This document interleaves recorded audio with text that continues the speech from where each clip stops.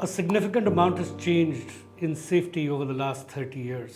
Processes, digitalization, and above all, the management of risk. So when we talk about these three things, one of the most well-documented cases comes to mind, and that's the Piper Alpha accident, 30 years ago. Piper Alpha was an oil rig in the North Sea, and what was really a very, very small issue ended up in making this a 167-man casualty, huge amount of pollution and various other things. What really happened? There was routine maintenance to be taken care of on two pumps. A permit to work was issued, but the permit to works in those days were manual. They didn't reach people who came on subsequent shifts. And because pretty much the entire safety team who was there on Piper Alpha were lost, and all the evidence went to the bottom of the North Sea, reconstructing this was a time-bound, laborious effort that took over 6 months. And what they found is three things. There were two components that went in for repair, but the primary PTW, permit to work, was for the first condensate pump. A blank flange was applied where this was removed, but it was not tested to be pressure tested, leak proof, or various other things. There's a very key process that currently works today called a LOTOTO, lockout, tagout, tryout, was not in place.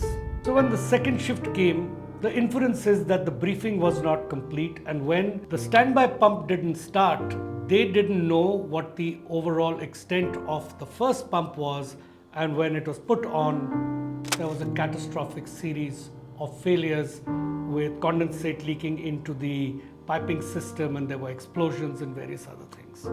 And within minutes or hours, the catastrophe was so intense that the rig sank. So what have we learned over a period of time?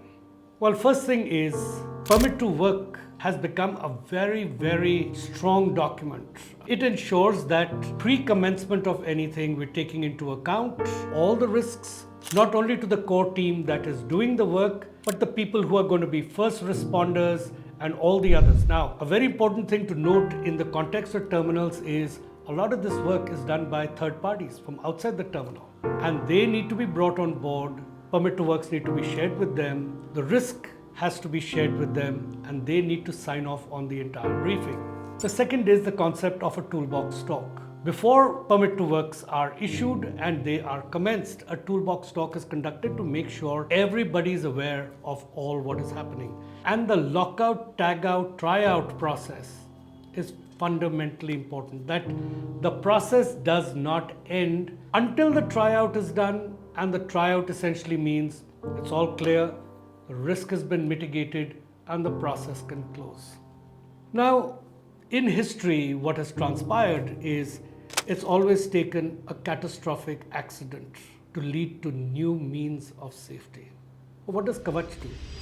We don't wait for catastrophic accidents. We enable the system to have its algorithms to be able to put forward density and trends where there is an increasing trend, there is an increase in risk.